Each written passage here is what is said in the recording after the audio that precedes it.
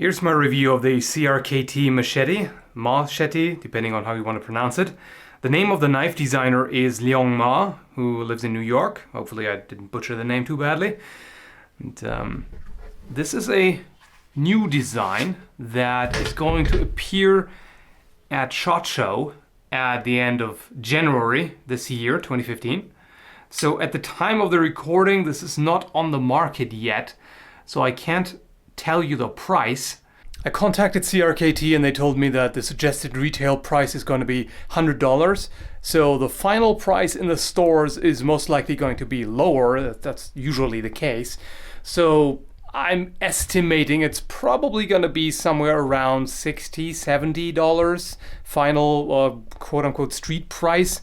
So that's what you can expect, roughly. The blade is made of 1075 high carbon steel, tempered to a hardness of 50 to 55 HRC, which seems pretty reasonable for a blade of that size. With a long blade like this, you don't want it to be too hard, otherwise you risk breaking it or chipping the edge. And this type of steel, first of all, whenever you see high carbon steel, you don't really have to worry about the quality, because pretty much all kinds of high carbon steel, be it 1075, 1055, 1095, and all of those, they are pretty much all good. I mean, the different types are suitable for different applications. They have their individual pros and cons, but generally high carbon steel is an excellent tool steel, good for knives, for swords, for all kinds of things, really. And 1075 apparently is pretty easy to heat treat, so you don't have to worry about the tempering being off. And it's a bit difficult to see on this blade, but it actually has a concave grind. So it's kind of a very shallow, very high hollow grind. I'm not sure if I will be able to show that. It's always pretty difficult to actually show on camera. Let's see if I can show you with the manual focus here. Again, I'm not quite sure how well that shows up in the video, but yeah, basically a very shallow hollow grind. So you have a finer edge geometry compared to, say, a convex grind, but it's relatively shallow, so you still get a very strong edge. So you don't really have to worry about it rolling over or chipping. And I've used this pretty hard for wood chopping. This is mainly intended for clearing brush, cutting branches, grass, not actually designed for wood chopping, but I did that just to see how well it holds up, to see how well it takes the abuse and how much chopping power it has. And really, it's quite impressive. Of course, it cannot compare to an axe, but that's not its purpose anyway. You have a nice long blade, so considerable mass, and you can generate quite a bit of power with it. And after a lot of chopping, it has retained its edge very well, and I have no edge damage here at all. There's no rolling, no chipping, just no flattening, just really nothing. I mean, if you see some minor reflections there, that's just where it was dulled. Not too bad though, considering all the hard use. Could use some resharpening, but it's undamaged. Hopefully you can also see that it actually has a hammer finish. I'm not sure if the camera is going to pick that up, but you see there are some irregularities in the surface. It's slightly uneven. It's not this, perfectly even machine ground look. The handle is walnut. And as you can see, it's not particularly fancy. It's shaped in such a way that it does conform to the hand to an extent. It's not extremely ergonomic. You can see there's no palm swell, so it's largely flat. But it's definitely enough to feel comfortable in the hand. You also have this flared tang here at the end, so that prevents the hand from slipping off, which is good. I definitely noticed that does happen because the handle is relatively smooth. So as you're chopping, your hand might continue slipping down, but it stopped here. So that's very good to have. And also what I like is that they extended the wooden handle scales here. Like, you don't have just the tang here. You do have, this somewhat wider piece where there is still a bit of wood. And that's nice.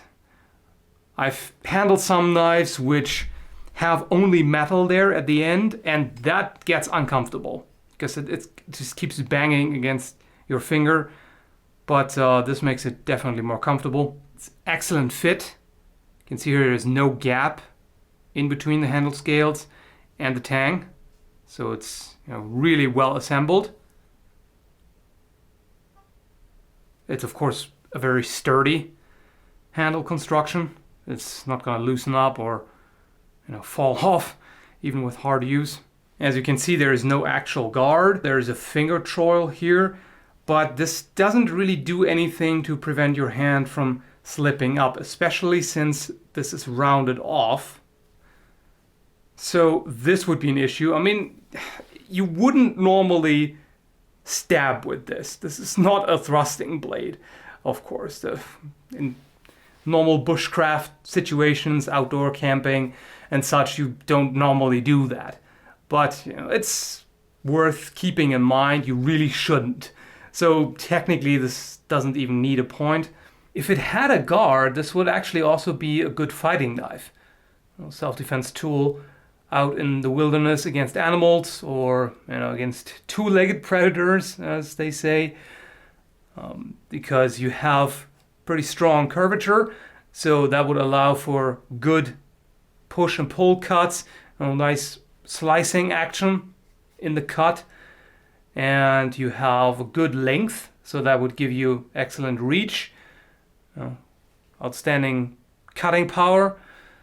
But for that it would really kind of need a guard. It also does batoning very well. I had no problems at all doing that. It was pretty easy. I have all the tests in a separate video, by the way, which will be linked down below in the video description. I'm going to show some of that here as well, but I want to split that up because otherwise the video would have been too long. I also tested the sharpness before and after use, which I'm going to show you again here. So this is before I used it. Came with a nice sharp edge, definitely very usable. Not shaving sharp, but pretty close. And afterwards, after all the wood chopping and batoning and everything, this is how it was. So still reasonably sharp. I mean, it's still usable for most tasks, but it doesn't cut the fine paper as it used to. So can't complain about the edge retention. It's pretty good. And let's look at the sheath here. It's a reinforced nylon sheath with polypropylene liner, which you can't see. Just to make sure that it doesn't cut through the sheath. It has a retention strap with snap button here, but I don't know if it's just this one, but it really isn't long enough. I cannot close it. It's just a hair too short, even though it is fully inserted. And I tried to pull this over, but it's really difficult. I cannot close this. Might just be on this one. It's not a big deal in my opinion, because even without, it doesn't actually slide out. So it's not really a problem. And you have a belt loop here with Velcro. That's pretty neat. Bit of paracord that it comes with. Lots of eyelets here for attachment. So pretty decent. Definitely like the Sheath. So overall, personally, I really like this thing. It's pretty awesome. It's a nice design. At first, it looks a little bit like a kitchen knife. At least to me it did at first glance. But if you get used to the looks, it actually starts being pretty aesthetically pleasing in terms of its rustic appearance.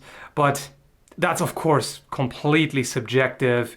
You may have a totally different opinion.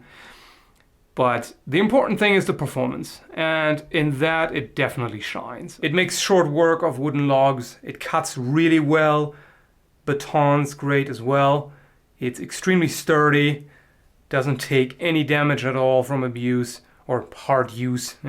It always depends on where you draw the line between hard use and abuse, but regardless. Ergonomics are also good. Not the greatest I've handled. I mean, I've definitely used handles that are, a bit more ergonomic and feel a little better, but there's nothing wrong with it. It works just fine. It's definitely an excellent tool.